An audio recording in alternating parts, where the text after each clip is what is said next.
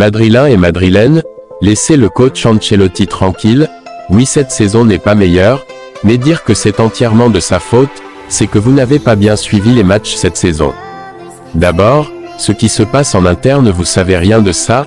S'il fait des plans que l'équipe ne respecte pas, ou il ne fait pas, vous savez rien de tout ça.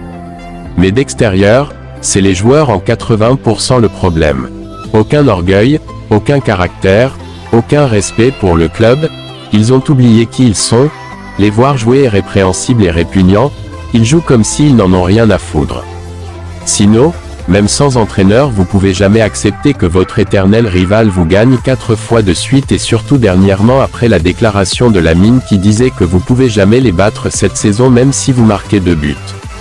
À ce niveau déjà il y a problème, vous menez avec 2 buts, bon sang, avec tous ces manques de respect sur vous ces derniers, vous devez jamais et au grand jamais flamber dans ce match. Moi le seul point où je suis d'accord sur le départ du coach c'est son incapacité à gérer le vestiaire, il n'y a pas de rigueur, pas de réprimande, chacun fait ce qu'il veut et rien, aucun sérieux. Nous tous depuis le début de saison on voit, mais en étant à des kilomètres, mais bien que proches ils n'arrivent pas à voir ou ils n'arrivent pas à régler. Puisque ces joueurs jouent comme n'ayant aucun pourquoi, aucune dette, c'est comme ils jouent des matchs de charité et il n'a pas pu changer et rédiger cela. C'est sur ce point que je souhaite qu'ils se reposent et que la personne qui va les traiter comme ses joueurs et non ses enfants vienne.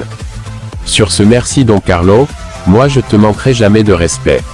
Nous les vrais observateurs de football de Real savent combien vous nous êtes précieux. Bonne chance dans ton nouveau défi.